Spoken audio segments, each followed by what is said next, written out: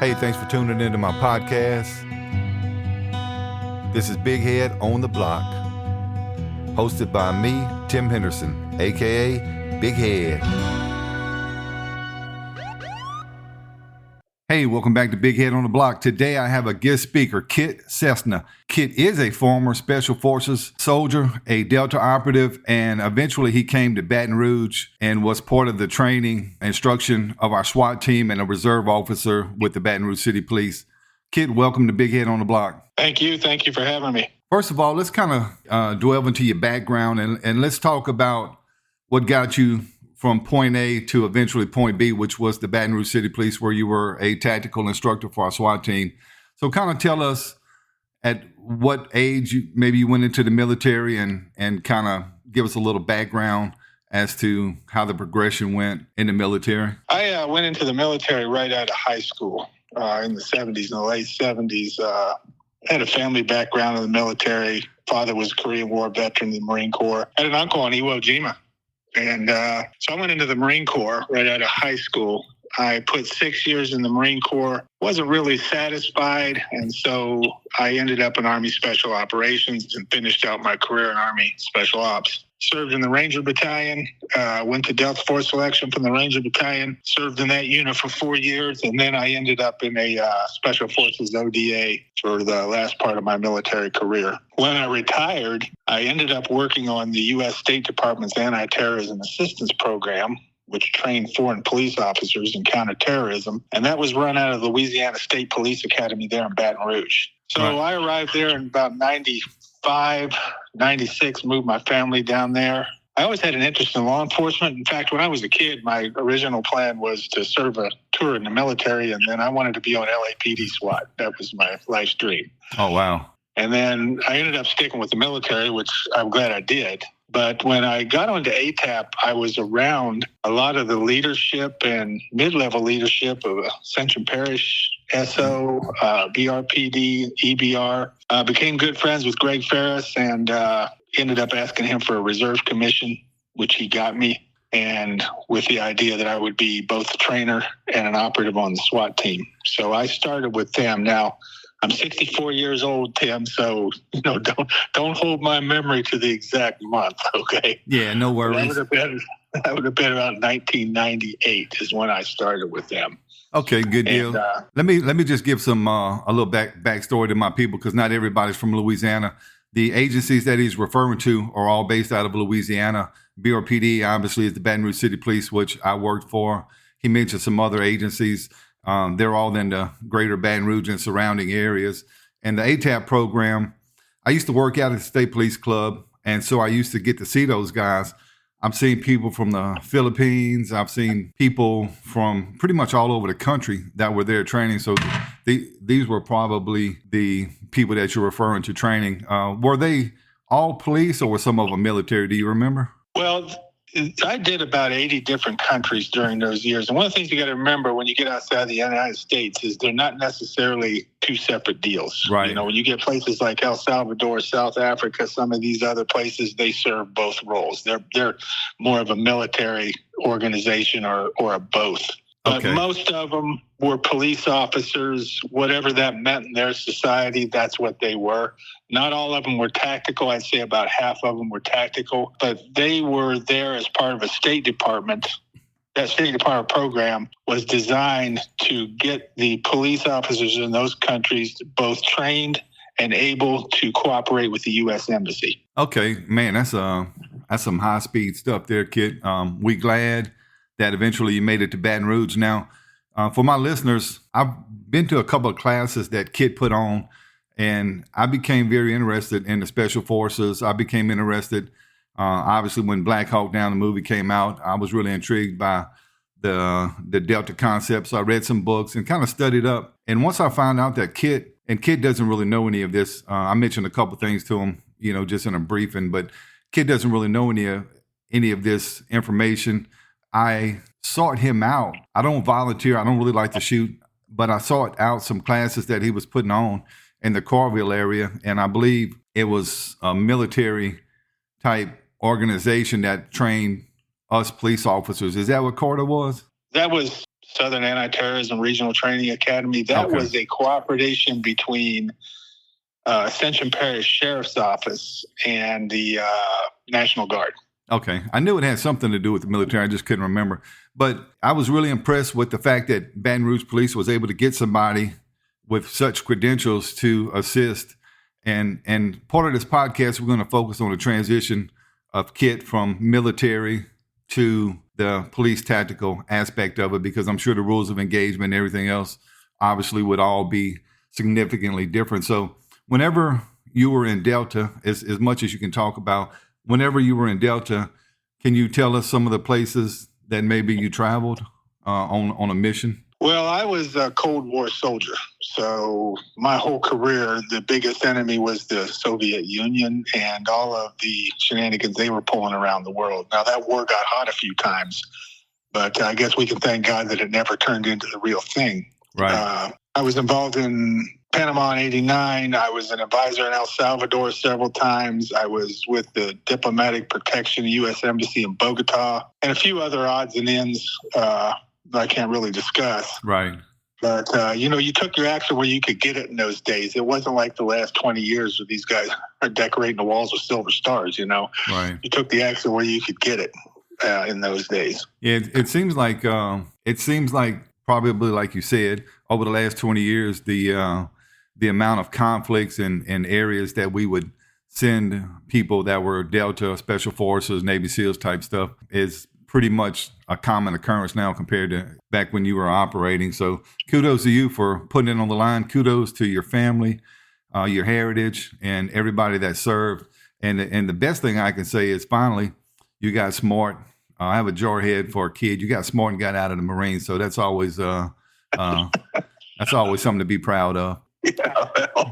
Yeah, don't tell them that, but yeah. Yeah, we don't tell them that. And, everybody knows it's kind of like the city police joking about the sheriff department and the state troopers. We all like to pick on each other and make jokes about it. But like I said, my kid, he was downrange in Iraq in I think 2005 as a Marine. So, and I was in the Army Reserve in the National Guard. I never was deployed or full time. My brother served in the first Iraqi war. Whenever it went from Desert Shield to Desert Storm. My brother was an engineer, which I was also. And if they would have let me change my MOS, I would have went active because I wanted to go to Germany with my brother. But I didn't want to be an engineer and live in the field for 9-10 months out of the year. Just wasn't in the cards for me. So after your military career, you're in Louisiana. I guess you moved here specifically for the job, or you just happened here? No, I moved there for the job. I was living I retired out of Fort Lewis, Washington, up by the Seattle area. And our son had just been born, and I went down to do a class. They were 6 weeks classes, and I did 6 weeks down there. And I said, no way. So we talked to my wife, and we ended up moving down there. And because I knew that I was going to be pretty much full time with ATAP. Right. And so that's how we ended up there in '96. Yeah, I mean, that's a very valuable resource for us to be able to get into our area, man, into our region. So I'm glad that you came, and I'm glad that they saw the ability. Kid, one question I have to start off the transition is this. Cops, and back then cops, even more so than now, there's a lot more sharing and a lot more open information. But back then cops were kind of, maybe ego-driven. They had their own boundaries. We didn't really communicate with other departments and stuff. So as a military operative coming in, did you meet any resistance once you started training the SWAT people? Nothing open. I mean, I knew it was there. I knew how organizations operated. I knew that I was with the same type of type A personality guys that I was with in the unit. But, you want to talk about not being accepted? You be a rookie Delta Force operator. Brother, you got to prove yourself every minute, and they won't hesitate, to tell you what you're doing wrong. So I had survived that, and I knew that, if I show these guys that I know what I'm doing, then I will be accepted. And it actually happened faster than I anticipated. Okay, well, that's good. I'm not a yeller or a screamer. I had too much of that stuff given to me in Ranger School and boot camp and stuff. So I always said that I wasn't going to use that technique. So I'm more of a, hey, let me show you why I do this. Yeah. And then if it works, nothing works like success. True. Nothing works like success. And one of the classes that you put on, and there was a recon guy there also. I don't remember his name. Do you recall? Steve Bailey. He was a Force Recon Marine. Yeah. I don't volunteer for shooting classes, kid. It's just not me. Hadn't been me. I do what I have to do. I'm proficient, but I didn't like all the additional training. But when I volunteered for that class, you showed me some techniques. You personally came to me a couple of times. I asked you a couple of questions specifically to improve my shooting. And I will say your demeanor, I was really impressed with your demeanor because you never raised your voice and you were very calculated in your mannerisms and your, the tone that you talked to us. And it seemed like you really cared that we became successful. And I never forgot that. And the Steve, would you say Steve what? Steve Bailey. And Steve Bailey, I appreciated the fact that y'all took y'all time to train us and teach us this. It was a 3-day class. I think it was called Advanced Shooting. It was Advanced Handgun. Yeah. Yeah. And to my listeners, I'll tell you this. I've won Officer of the Year. I've been nominated several times. I have a whole lot of accolades over my 32-year career. I was a chief of police, as most people know, in Killian for a little bit less than a year. The only certificate that I ever had framed and the only certificate I have on my wall, well, I don't have it on there now. I took it down when the flood came, was the one from your class. That's how impressed with you and, the things that I learned from you. I was really happy to get that training, man. I felt like it was significant for an officer to have somebody with your credentials to train us. And look, man, you taught me a couple of good things. And for that, I appreciate it, more than you'll ever know. Because, I was just another guy in the class to you. What you didn't know is that I had read your book, Equal or Greater Force. And that was a really good book. I can't remember how long it was, but I remember reading some of the stuff in it. Can you kind of tell us a little bit about that book and why you wrote it? Yeah, that book is a result of when I listened to your podcast on the serial killers there. They were fascinating because I remember all that. Oh, wow. Sean Gillis and Derek Todd Lee. When you were interviewing the homicide detective there, I was, this is a walk down memory lane here. I was not involved directly, but I was on the periphery of that. Right. Because obviously it was SWAT that was going to go get the guys once they found out who it was, And so you talked about in there, people were buying guns. Well, they were buying guns, all right. I talked to the guy down at Jim's Firearms there, and a gun store in Baton Rouge ordinarily sell about 50 to 60 handguns a month. They were selling 1,500 a week. Oh, wow.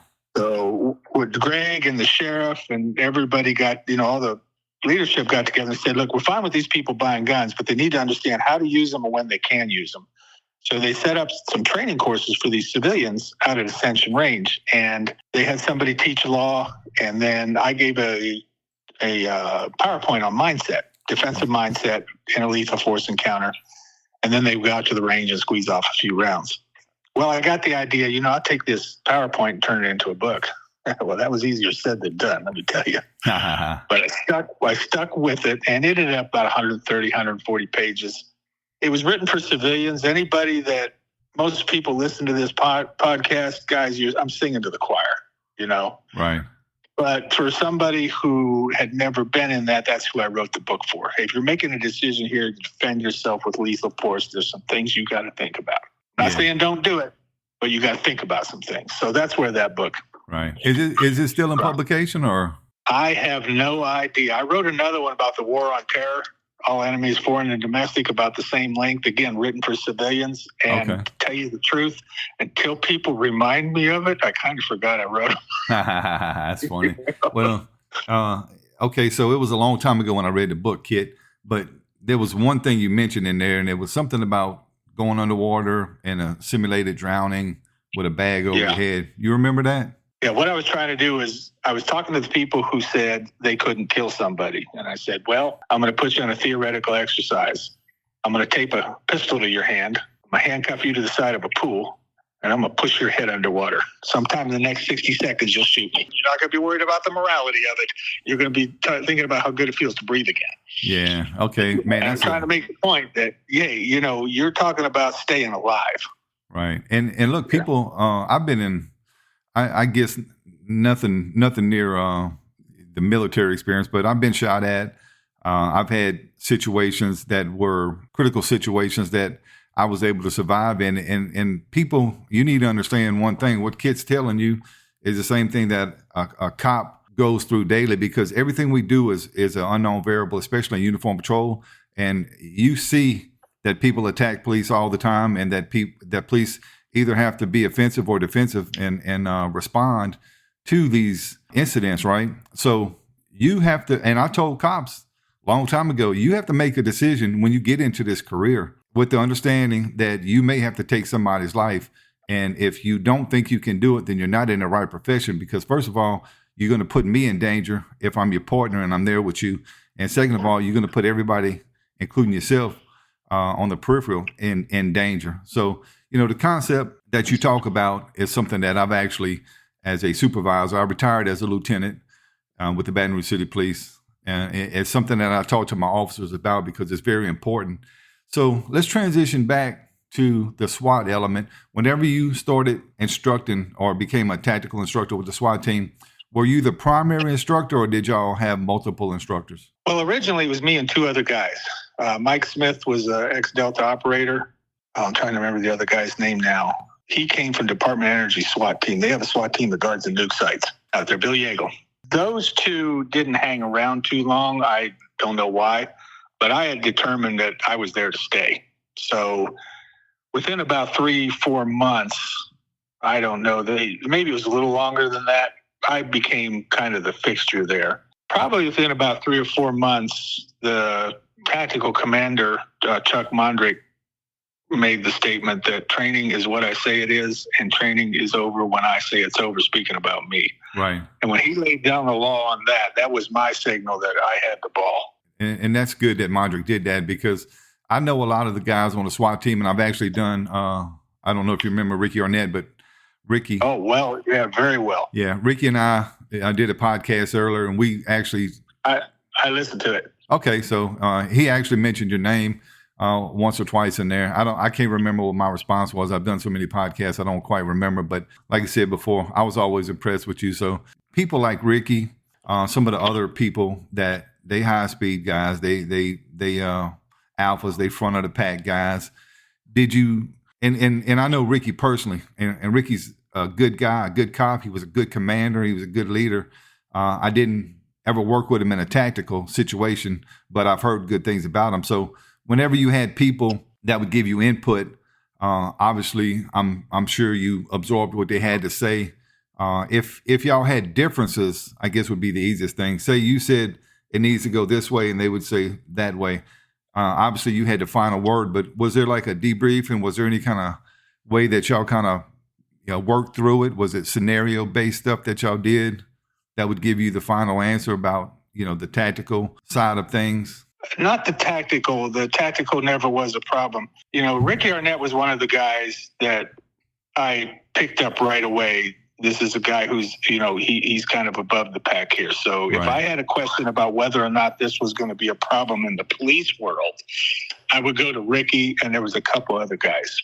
Hey, is this a problem with your administration, with your legality, with your regulations? There was him and 2 or 3 other guys that I would vet stuff. Okay. I plan to do this. Is this going to be a problem? And if it was, we just modified it. Okay. I was in a different world. I wasn't in Delta Force, Right. I mean, there was similarities in weapons and stuff, but I mean, Delta was a different world. In Panama, we did 37 combat assaults in 4 days, and probably 3/4 of it used breaching charges, explosive charges. Right. One of them, we ran an armored personnel carrier through a wall under fire.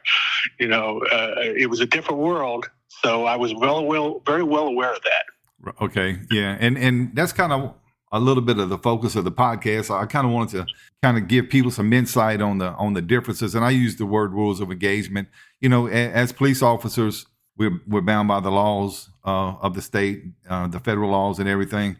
And in a military environment, the Uniform Code of Military Justice, you have a certain rules of engagement. I can't think of anything better to call it. But in the police world, you have to be accountable. Not that you're not in the military world, so don't anybody misinterpret what I'm saying.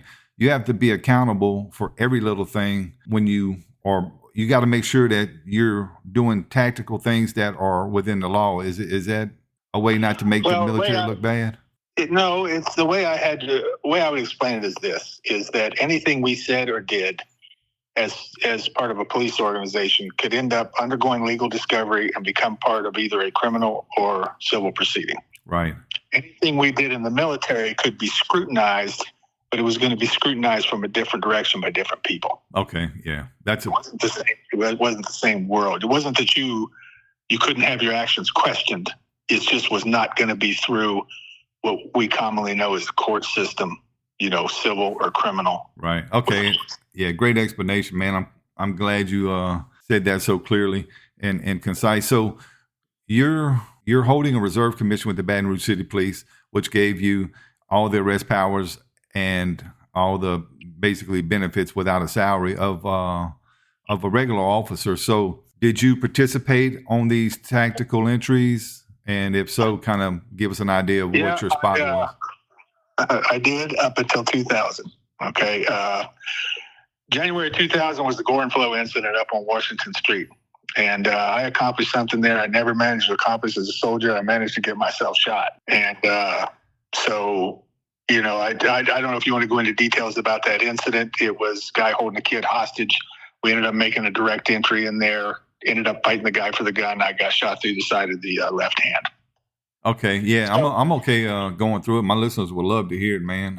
They like good action stories. So I remember, if I remember this correctly, because I was in uniform and I was only on a perimeter. This is about a 3-day event, wasn't it? About 48 hours. Okay, maybe a little less than that. Yeah, because I got the. That was the days of pagers, and maybe some of your listeners don't know what those are, but you had pagers, And I remember I got the page about 4:00 in the morning, and I turned on the radio, and I heard Chuck Mondrick talking about, can we get the kids out of there without somebody getting shot? I said, all right, I think I need to get moving. Right. And, I got there about daybreak, and it turned into a siege. Gorenflow had been shot the year before by a BRPD officer on an attempted robbery of a Marie Callender's. Okay. And he wasn't killed, but he was one of these guys. He was in and out. And he had taken his girlfriend's kids hostage. I think there was 3 kids. He let the 2 younger ones go, but he ended up with the 14-year-old boy staying there with him. Okay. And that turned into a hostage barricade situation that it lasted that day. It went through that night. And then at about 10 o'clock the next morning, it was decided we'd do a direct assault. Okay. Now, go ahead. Well, what I remember was funny about that. When it was decided that we were going to make forced entry against this psychopath, it was suddenly like the whole neighborhood got quiet, Everybody was gone. The media was gone. All the brass was gone. There was just 6 of us in the front, 2 sheriff's guys in the carport, and 3 of us in the back. And we was the Lone Rangers, And we made direct entry in there. He ended up under a blanket with the kid. He was using the kid as a shield, and we ended up fighting him for the gun. Anyway, the kid survived. He survived. I survived. Everybody survived. The guy who got hurt the worst was a sheriff's deputy who ran his hand through the kitchen window, and he got a cut that was unbelievable. Oh, wow.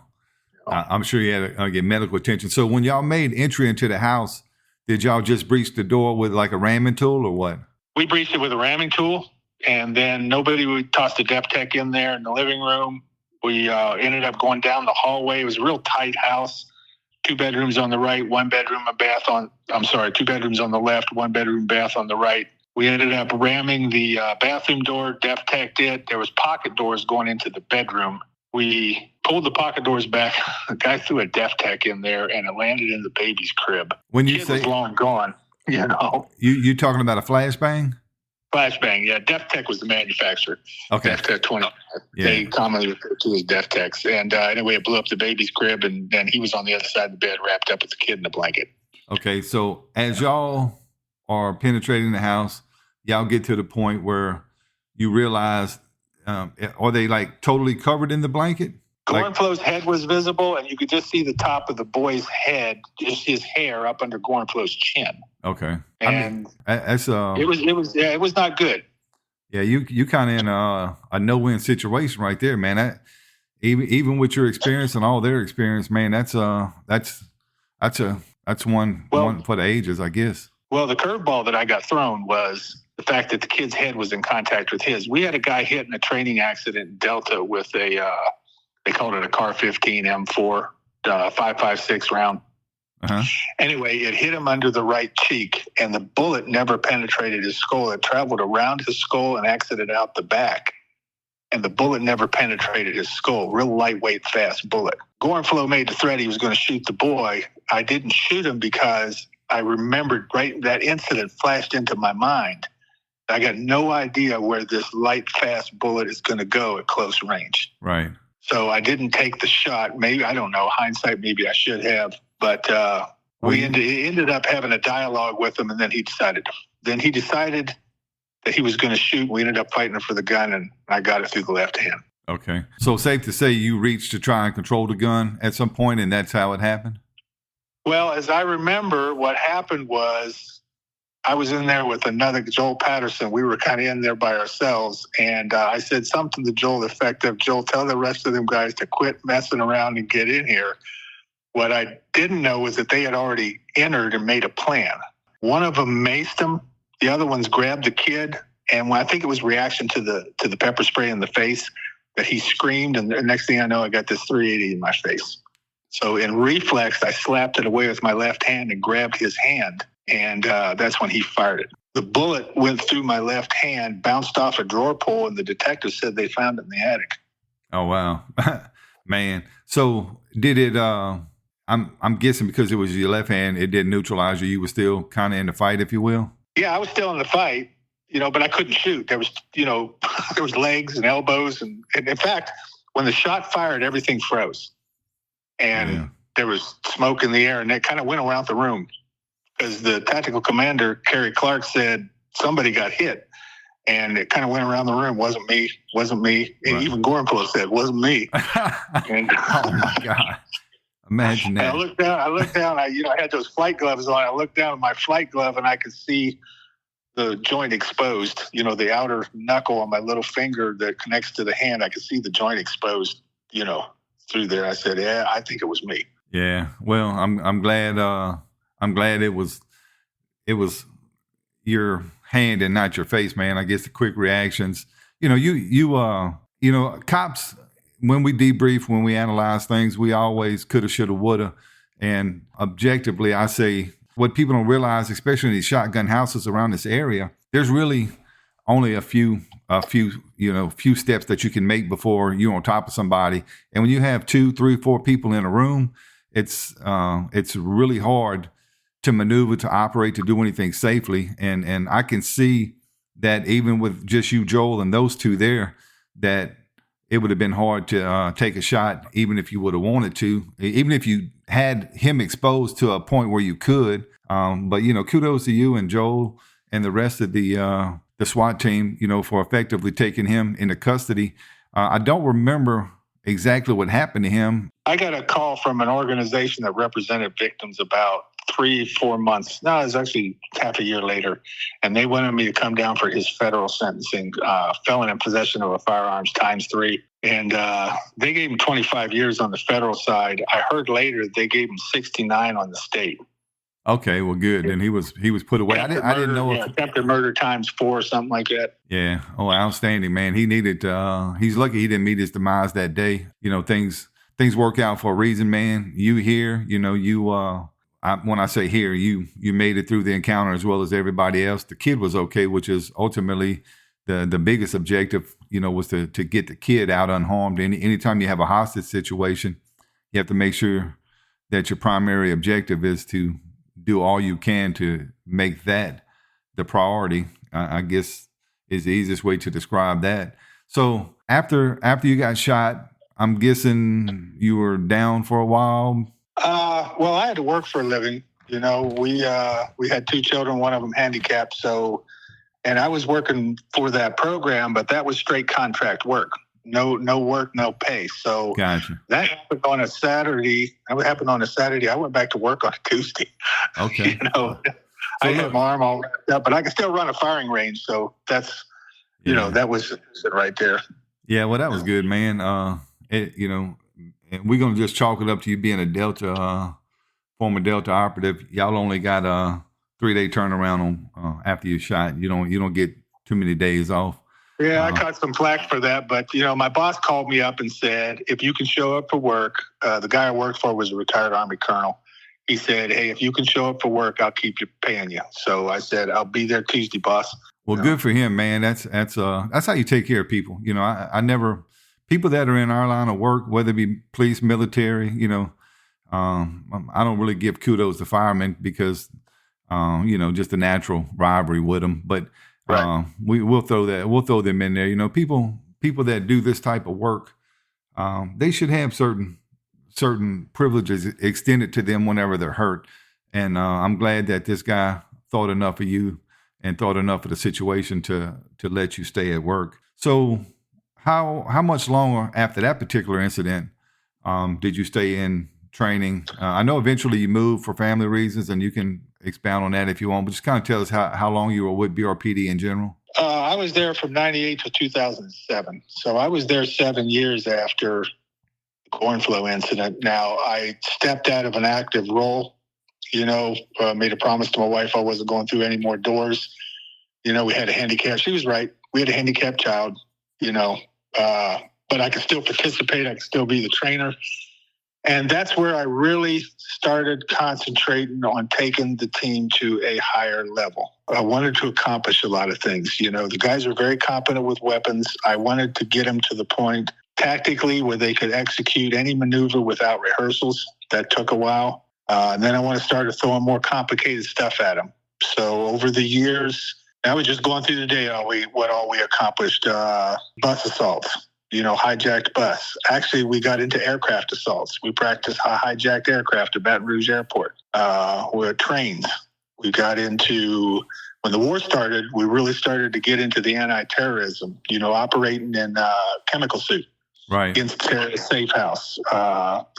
Taking down a terrorist cell on the open road, suicide bombers on a bus. We did a lot of training on that. And so over those 7 years, that was my goal, to get these guys to the highest operational level that I possibly could with what I had. Okay. So that being your objective, when you left in 2007, do you feel like you accomplished that objective? Well, I tell you when I knew I accomplished the objective. And, it's often you find out things on a sad day, and that was the 2016 incident with Gavin Long. Right. And, obviously I wasn't there. I was in North Carolina. I heard the news and I had a cannonball in my stomach. I felt sick because I said, there's no way I don't know some of these guys. Right. I haven't been going that long. There's no way I don't know some of them. Turns out the only one I knew, was Bruce Simmons with the sheriff's office. Okay. There. But I knew that I was going to know, at least some of the people. But I heard later that when the SRT responded, they said stuff like it was just like a training day. Well, there's no higher compliment a trainer can get than you get guys into a life and death extreme situation and they compare it to a training day. You just scored the goal right there. Man, Kit, I know this is going to sound wild, man, but you just gave me the chills when you started talking about that, man. That's next level stuff there, what you just said. Kid, that was a tragic day. We lost some good people, but we had some heroes. We had Uniform Patrol Division that responded. We had the SWAT elements that responded. We had our dispatchers that did their job proficiently. It took everybody to come together to actually stop this guy because he was intent on killing a lot of officers. And because of the heroic actions of all those on scene, we were able to, as a unit, we were able to eliminate this guy, and the world's a better place without him in it, I can assure you. So you got the explanation later, right? That was the way it was explained to me. I didn't get the details till later, but they got out of those vehicles, and because we used to train on that, rescue down officers or take out an active shooter with a long gun, and they were, yelling, moving right, covering, not even that. That's where I wanted to get them, where they executed something that intense without the necessity for rehearsal. And and they were there. They were there, and look, that was a formidable adversary that they had. That guy was, he was putting some, I forget the name of the weapon that he had, but he was putting some rounds down range, man. Yeah, it was some sort of long gun, some variant. I'm not as familiar with him as I used to be, but it you know, he was definitely on the top tier of opponents. Yeah, he definitely was, and they did. I don't know if you ever saw the recreation they did out there. I think the district attorney did a recreation and put all the elements together, man. And look, the uniform patrol guys, outstanding. The SWAT element that came, outstanding. BRPD, EBR sheriffs. And look, man, I told this, I think I said it in Ricky's podcast. Eventually, people donated food. Somebody brought a whole bunch of quarter pounders with cheese. I rode around that day with another officer of mine, and we had a bag of chips, big old box of chips, like hundreds of them. I handed every SWAT guy, every uniform patrol guy, and all the elements, the SWAT elements that came from different areas and parishes, man. Some of them didn't have food because obviously they just responded because, you know, out of the necessity to get there quick. And yeah, I felt like, you know, just handing out hamburgers and giving them chips and stuff was a very important part of keeping them ready and keeping them happy, you know. And so even though it sounds weird, man, you know, I was happy to have the privilege of actually giving these guys McDonald's. That's just there are no unimportant jobs. So yeah, keeping them fed and everything, absolutely. Keeping them fed, man. There was a lot of bad that happened that day, but you know, you had your guys prepared, and I'm sure they continued with some of the training that you had. Later in my career, I had the luxury of utilizing the SWAT team to take down some really bad offenders. Crime Strategies Unit was a unit I was involved in the Intelligence Division. And I want to mention a couple of these people's names because they were two outstanding units that I was in. Crime Strategies Unit consisted of National Guard analyst Sonia Armstrong, District Attorney investigators Kiva Sims, a.k.a. Kiki, Jim Steele, a.k.a. Man of Steel, a.k.a. the Immortal One, and Jeff True Money Malone. We targeted violent offenders, and we had to utilize SWAT to take them into custody. Also, when I was in the Intelligence Division, Mag Thomas was our commander. We had Brandon Sanders, we had Gaten Montgomery, and we had Brad Barr. And many times we had to call upon SWAT to take some of these violent offenders into custody because, especially in the Intelligence Division, all we did was target shooters. We went after the worst of the worst in Baton Rouge, and we were able to count on the full-time SWAT and the call-out portion of the SWAT elements. And do you remember Noel Salamone? Absolutely. Okay, so Noel, the running joke, and I think I might have said it in Ricky's podcast, I told Noel every time I was around him, I said, man, every time I'm around you SWAT guys, I feel all warm and fuzzy, man. And, you know, just shucking and jiving with them, you know, because they thought they were elite, and I was never going to tell them they were elite. I just cracked jokes on them, but they were good. Yeah. They were good. Yeah, absolutely, yeah. And Noel was the tactical commander for a while I was there. Yep. So Charlie Mondrick, Noel, you know, they had a lot of other guys, probably Mike Walker when you were there. Trying to think of some of the older guys. Terry Clark was tactical commander during the Gorenflow incident. Okay. And then we went over to Noel Salamone. And, you know, those guys started getting promoted. They started moving up. Right. When I was listening to some of your podcasts and, you know, it was Captain Ricky Arnett and Lieutenant this, and things said, wow, the years have moved on, haven't they? Yeah, it's amazing, man. And it's amazing how fast time flies. I retired from Baton Rouge City Police January 2021, so a little bit over 3 years ago. And sometimes it feels like yesterday, sometimes it feels like 20 years ago, man. You lose track of time, I guess, once you're retired. I had the luxury of going my whole career. I was shot at. I was involved in a shooting. They hit one of my friends whenever they shot at us. They hit him in the hand, broke like 20-something bones, Chris McClure. You know, coming out on the back end, okay, as far as that goes. You know, we all have stuff we have to deal with physically, mentally, everything else. But coming out alive is very good. And I can see why your wife pretty much said, hey, man, you've been through enough doors because, kid, you know, just the amount of tactical entries you made in those 3 days that you mentioned earlier, man, that's significant to survive all those incidents. So I can see where she would say, hey, it's time to transition to the father component. Yeah, she didn't say it quite that softly, but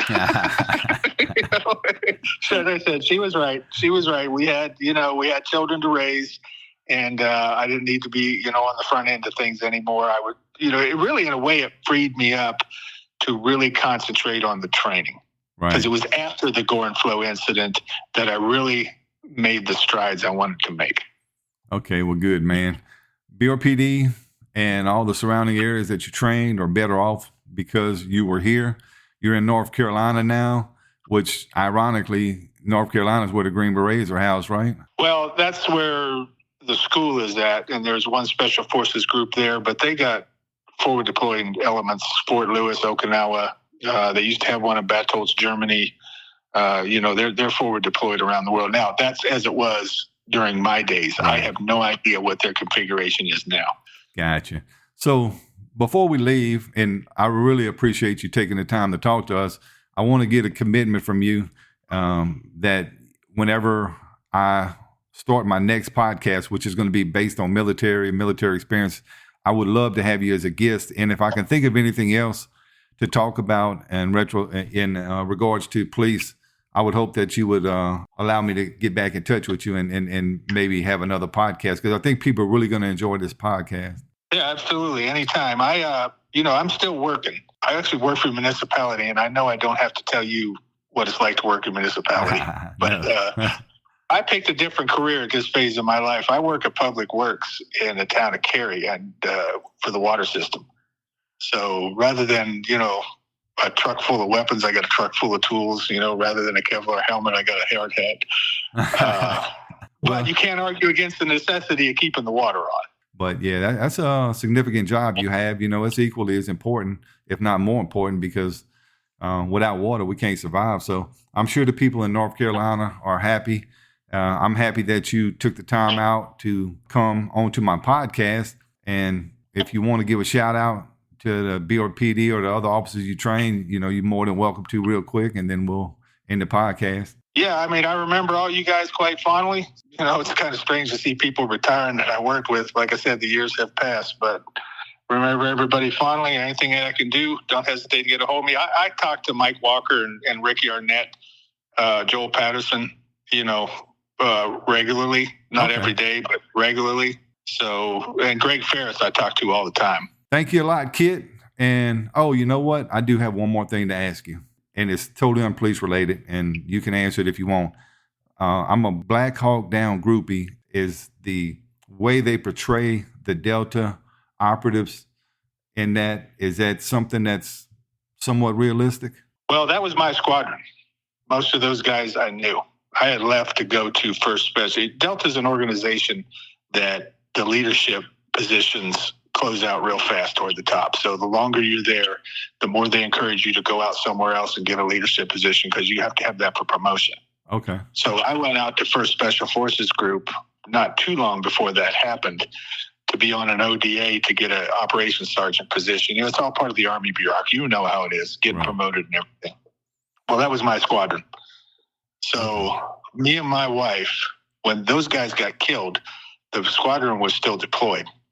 So me and my wife went down there, and we spent a week burying people. Oh, man. That we knew. Yeah. One funeral is bad enough. Try a week of them. Yeah, that had to be rough. As far as the movie went, how well did they display it? Well, as well as they could, I think. There's a lot of things Hollywood can't get right. A rocket-propelled grenade doesn't hiss and smoke and move slow motion across the street. It's more like a bullet. You never even see the rocket in flight. But little things like that, I think they caught the gist of it. Okay. I think they caught the what they were not able to show, I think, was all the prep work and everything that went into that deployment. They didn't cover that. As far as how realistic they got the guys, the main one there, Hoot Gibson. Hoot, that's my boy. Hoot. He's a combination of three different guys. Okay.